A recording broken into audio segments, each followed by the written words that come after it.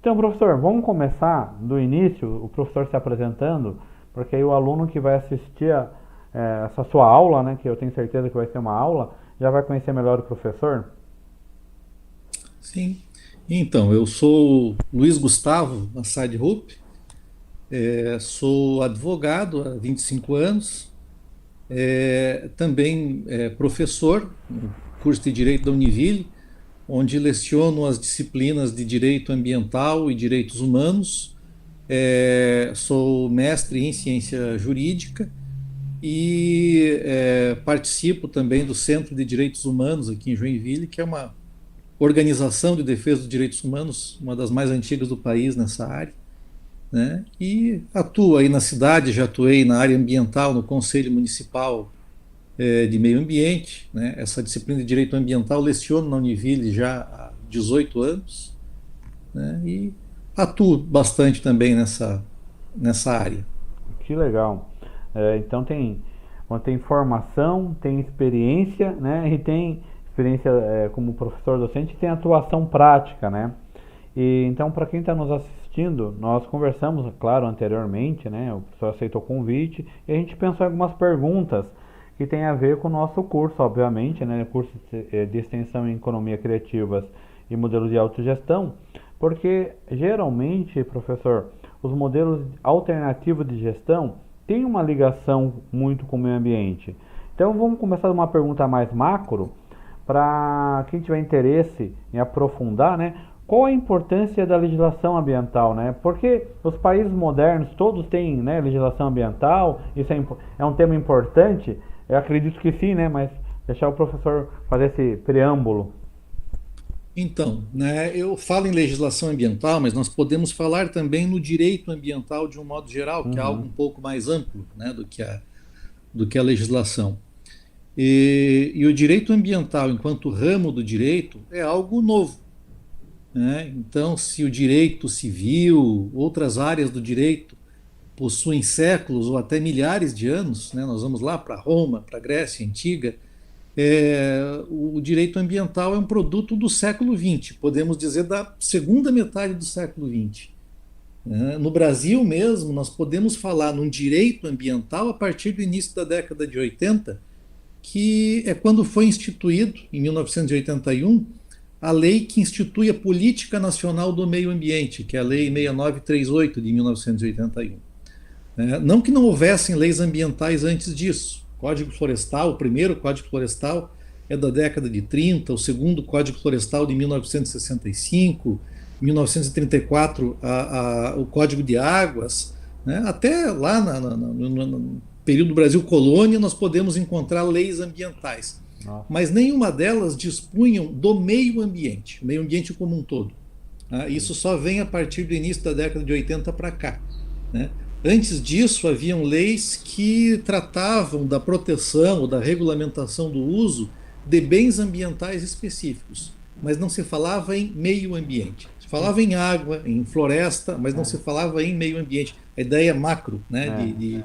de meio ambiente. Me corrija se eu estiver errado, nos estudos que eu fiz sobre sustentabilidade, meio ambiente, o termo não era meio ambiente, se falava em ecologia, né, ecossistema, né, tem eco-rio, né, tem essa ideia mais global mesmo, né, vamos defender a É, ecologia. é um termo, na verdade, assim, né, se falava muito, né, em ecologia, depois, né, a própria ideia de pensamento ecológico já adquiriu uma outra conotação, né, porque ecologia era tratada, né, a partir do século XIX, né, como aquele ramo da biologia que estuda os ecossistemas, né, então se Uhum. falava também em ecologia, né, muitos falam que essa expressão meio ambiente é uma redundância, né, um pleonasmo, né, porque meio é o ambiente e ambiente é o meio, né, em que nós vivemos, mas isso também decorre, né, quando nós falamos no início dessa política ambiental no Brasil, ali no início da década de 80, decorre de uma pressão também muito grande que ocorreu no âmbito internacional a partir da primeira Conferência das Nações Unidas, foi a Conferência de Estocolmo, né, que ocorreu em Estocolmo em 1973. Né? E na década de 70, os grandes problemas ambientais no Brasil eles se intensificaram. né? Então, para quem é da minha idade ou mais velho, lembra muito bem da cidade de Cubatão, né, na Baixada Santista, que era uma espécie de símbolo da poluição. Cubatão chegou a ser declarada como a cidade mais poluída do mundo, né, Nossa. naquele período. E ali existe um polo, como é que se chama? Agroquímico, né? Se produz principalmente fertilizantes químicos. Né? Então Uhum. começou a surgir uma série de problemas ali naquela região, né? De chuva ácida, é, várias doenças, né? Que tinham relação, possuíam relação com a poluição atmosférica, com a poluição do solo, contaminação dos recursos hídricos e, claro, isso em vários outros lugares do país. Né? Então houve uma pressão muito forte. O próprio movimento, embora não, né, o movimento ambientalista, né, o movimento ecológico, ele nunca foi muito forte no Brasil, né, mas ele tem início também a partir ali da década de 70. O, Né? o, E a partir de 80 que aí sim nós começamos a consolidar e a sistematizar um pouco mais a legislação ambiental. o professor está falando da legislação, né, mais no geral, e a gente já citou, o Brasil o professor já citou o Brasil, e aí eu já comecei a pensar do que a gente tinha conversado, né, hoje, né, pensando no Brasil, que na realidade o Brasil, nós se tornamos, né, o Brasil pela exploração dos portugueses, da Europa como um todo, não só os portugueses, né, então a exploração do nosso ambiente, do nosso meio ambiente, da nossa ecologia, flora e fauna, né, o que fez surgir o Brasil. Então o Brasil ele nasceu dessa exploração e nós brasileiros, né, exploramos a natureza. O Brasil tem muita lei para proteger o meio ambiente ou precisa de mais leis? Como é que está a legislação como um todo? Assim, o professor que já está 18 anos lecionando, que às vezes a gente fala assim, essa lei não pegou, né? A lei do meio Uhum. ambiente, as leis, né? Esse conjunto de leis, estão pegando mesmo? Ou não? É só para, como aquela gente fala, é só para inglês ver, é só para dizer que tem, tá ali no papel, mas ela não está É, funcionando. aí depende, né? Acho que são várias situações que precisam ser né, vistas sob esse ângulo. Pode-se dizer que o Brasil tem um arcabouço legislativo, né, ambiental até interessante. Código florestal, né, uma regulamentação relacionada aí aos recursos hídricos, a própria, a própria constitucionalização do direito ambiental. Com a Constituição de 88, nós temos um capítulo específico de direito ambiental. O meio ambiente é tratado na Constituição como um direito fundamental. Né? Direito Olha. fundamental e direito humano, quer dizer, são os direitos mais importantes. O direito ao meio ambiente ecologicamente equilibrado. Né? Então, nós temos um arcabouço legislativo significativo. Agora, claro, existe, por outro lado, o problema do não cumprimento da legislação, né? Sim. Por um lado, e por outro, nós temos um problema agora mais recente, que é um retrocesso em matéria de legislação ambiental. Né? De alguns anos para cá, se nós formos analisar assim, o direito ambiental, podemos separar o direito ambiental no Brasil até 1981, quando não existia ainda, né, praticamente um direito ambiental, mas existiam leis ambientais. Né? O Código Florestal, por exemplo, que é o segundo Código Florestal de 1965, Olha. foi uma lei importante. Né? Mas a partir de 81 é que o direito ambiental começa a ser mais sistematizado. Leis ambientais importantes foram criadas a partir dali. Né? Em 1985 veio a Lei da Ação Civil Pública, que é um instrumento processual extremamente importante, justamente para se exigir, responsabilizar aqueles que causam o dano ambiental. Né? Então, leis que criam e que regulamentam as unidades de conservação da natureza. Depois, em 97, veio a Lei da Política Nacional de Recursos Hídricos, a Lei de Crimes Ambientais, em 1998, tem um arcabouço legislativo significativo. O problema é que, de alguns anos para cá, por uma pressão no Congresso Nacional, principalmente da chamada bancada ruralista, nós começamos a enfrentar um processo de retrocesso em matéria de legislação ambiental. Então, o Código Florestal, por exemplo, se nós formos comparar o Código Florestal de 2012, o atual Código Florestal, com o Código Florestal de 65, com suas alterações, nós vamos encontrar retrocessos, ou seja, alguns aspectos do Código Florestal em que se protege menos o meio ambiente do que o Código anterior. né? Sem falar de outros projetos de lei que tramitam no Congresso Nacional, por exemplo, a lei que trata dos agrotóxicos, né? Que buscam flexibilizar a utilização. O Brasil é um dos campeões no uso de agrotóxicos. Né? E só para ter uma ideia, só para dar um exemplo, né? Não sei se isso ainda consta no projeto de lei ou se já foi retirado, mas um dos dispositivos desse projeto de lei eliminava a própria palavra agrotóxico. Nossa. Né? Substituía por, sei lá, substância fitossanitária, alguma coisa assim, porque no Ah, eu lembro. agrotóxico fica, né, fica feio. Então Ah. vamos dar um outro nome mais Me simpático. corrija se eu estiver errado. Essa mudança foi discutida do ano passado para esse ano. Eles estavam querendo mudar, né? É Foi, sim. bem recente. É, né? Por exemplo, a questão dos organismos geneticamente modificados. Né? Existe um projeto também onde se pretende retirar o próprio direito à informação.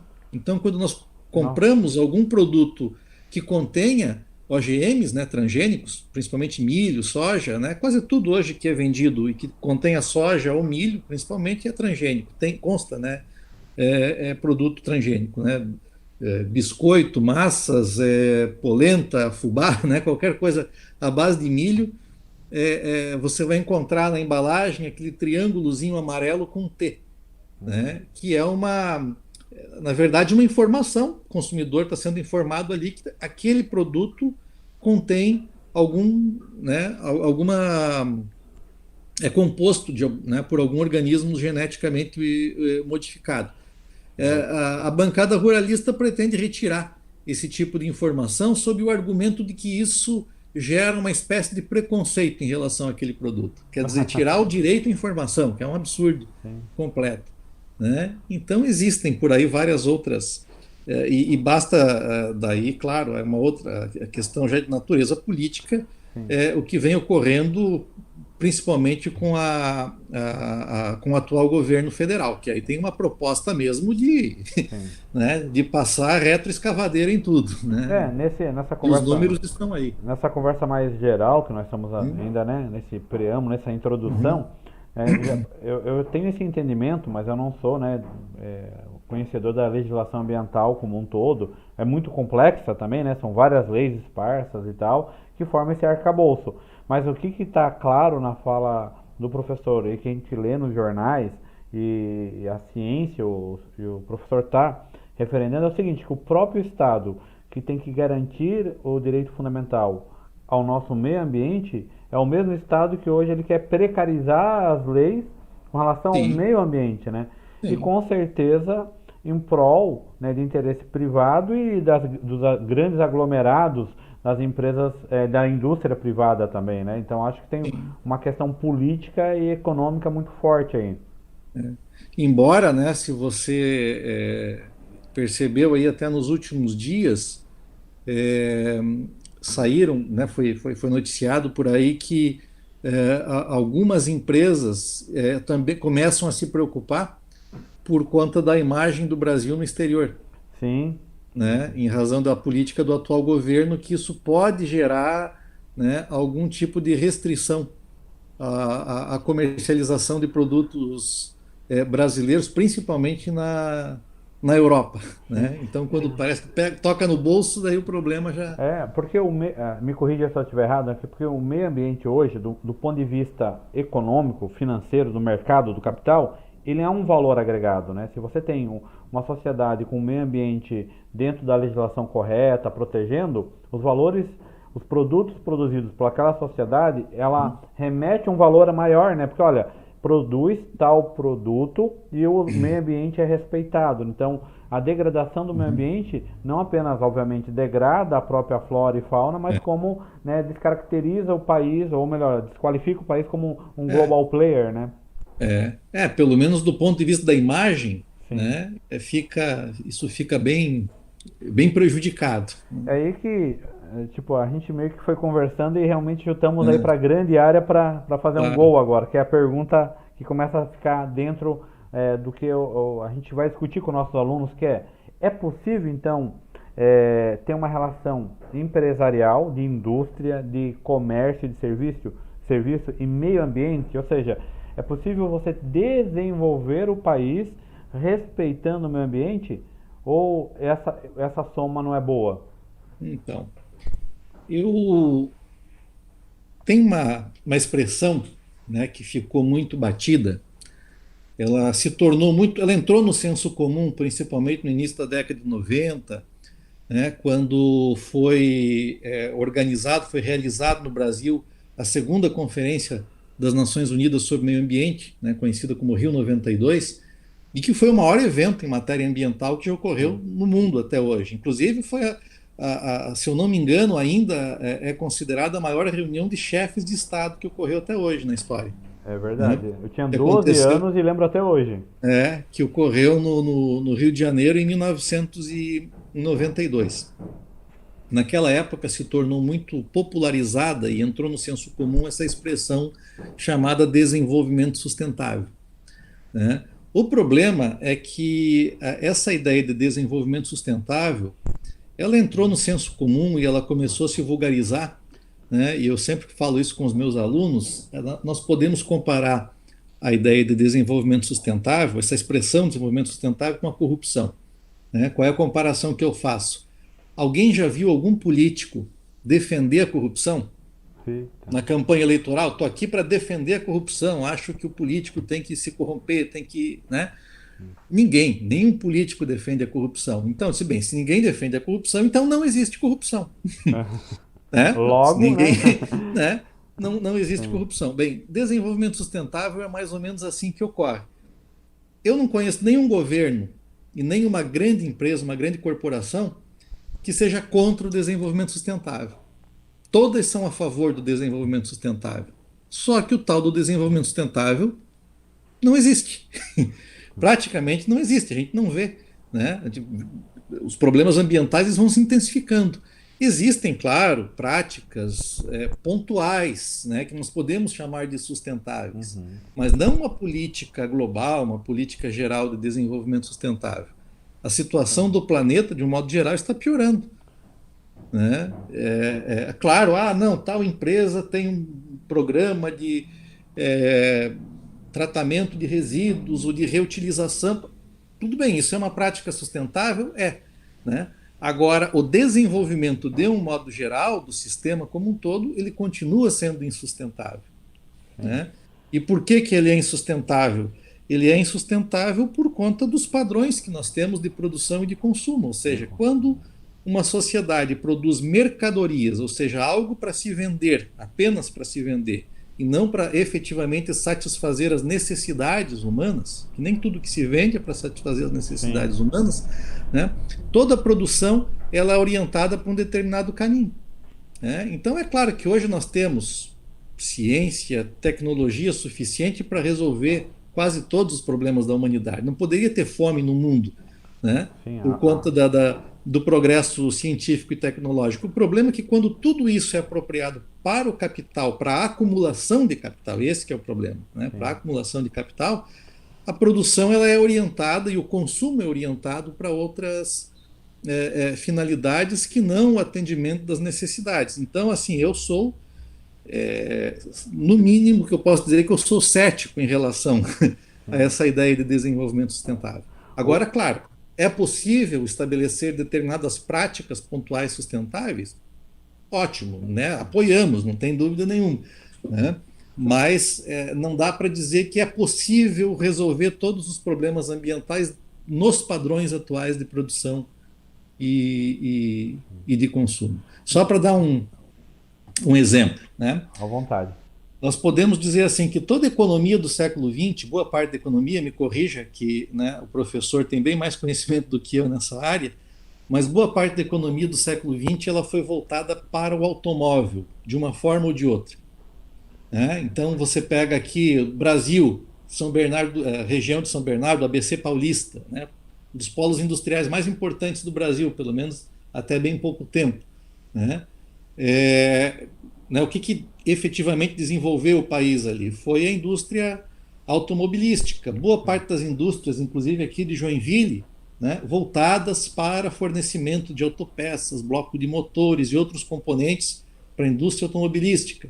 O automóvel precisa do quê? Precisa de combustível, de gasolina, então vem o petróleo, né?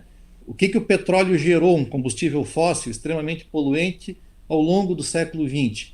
Uma série de problemas, não só relacionadas ao aquecimento global, mas todo o problema, todas as guerras, né, que ocorreram no Oriente Médio. Eu sempre digo que o problema da Venezuela não é porque tem ditadura ou não tem ditadura, é o petróleo, Claro, né? É a cobiça em torno do petróleo, né? A Arábia Saudita tem uma ditadura terrível. O governo lá faz uma monarquia absoluta que ainda hoje faz execução, decapitação em praça pública, claro, claro.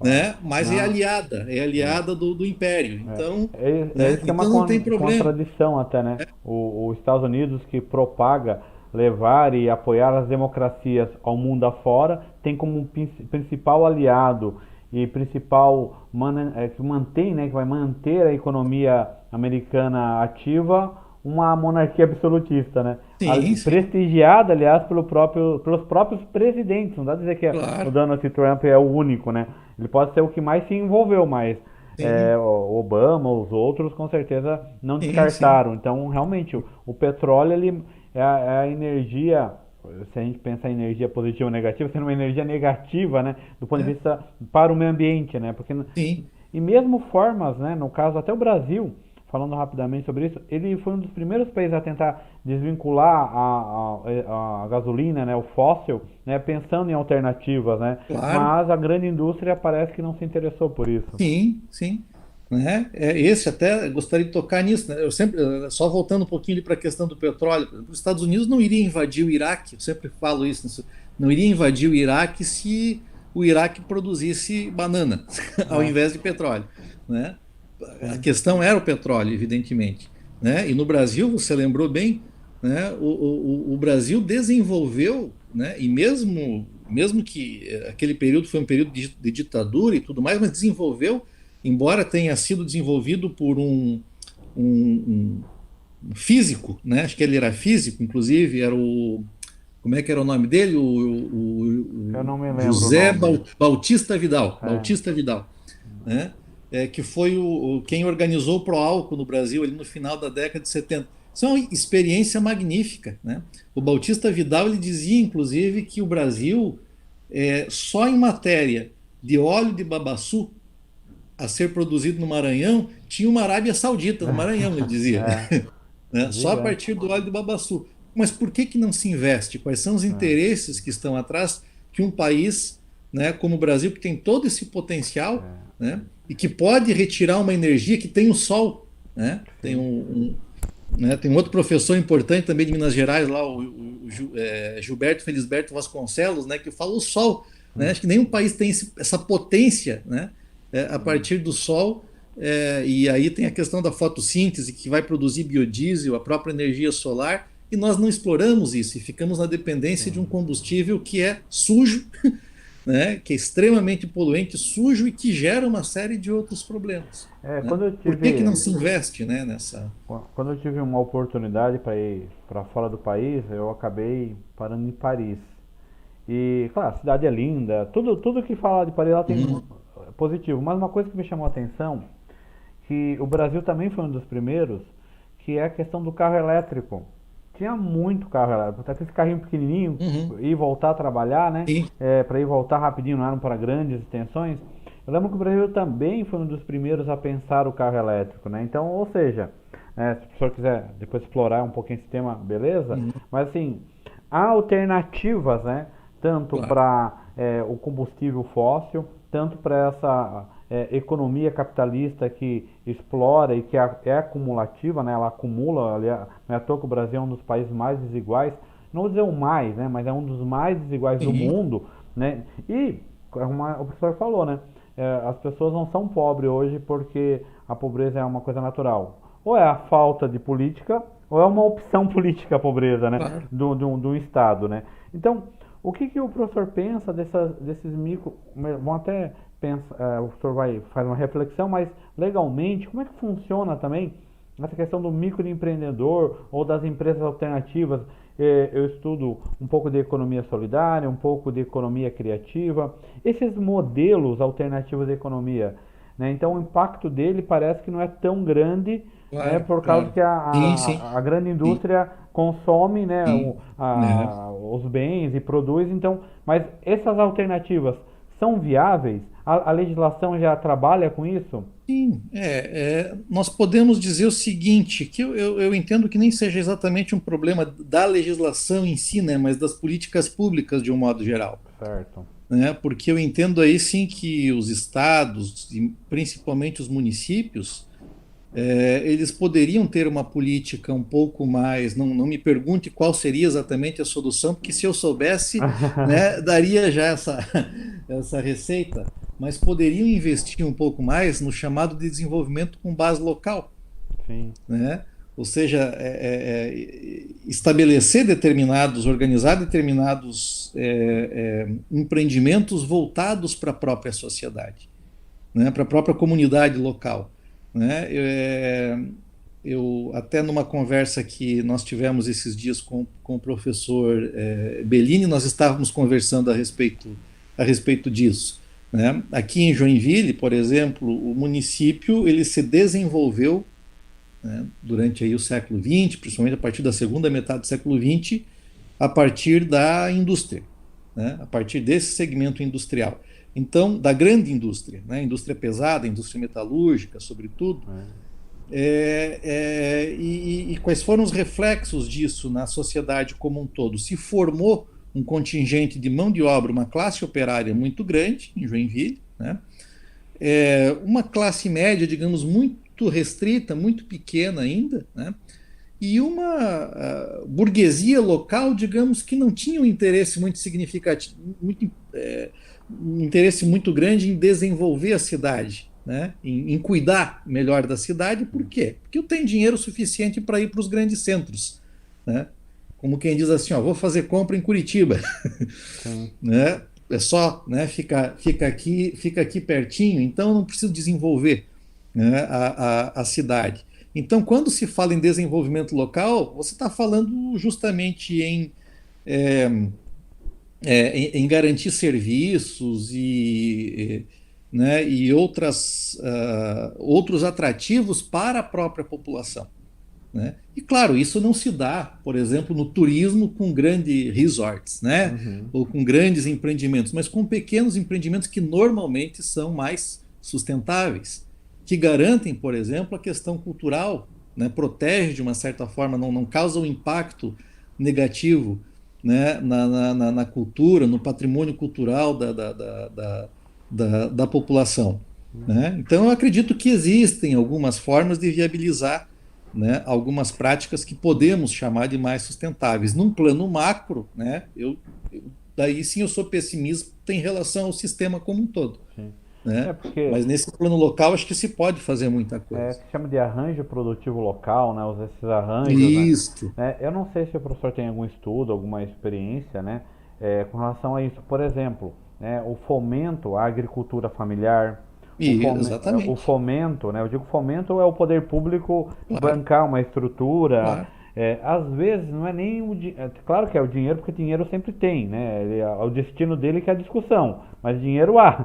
Se há impostos, há dinheiro. Mas a questão o PPA, LDO, né, a própria LOA, né, destinarem, né, orçamento público e destinarem recursos de pessoas para, vamos assim, organizar esses empreendimentos, né? Então, Claro. a legislação, eu acredito que ela o direito como um todo já trabalha com isso, né? Com essa questão de efetivar, né? É possível hoje, né, você ter Sim, pequenos empreendimentos sustentáveis, mas, claro, não muda toda a estrutura econômica ou não, vamos dizer assim, não emplaca a sustentabilidade como nós queríamos ou gostaríamos, mas são práticas viáveis.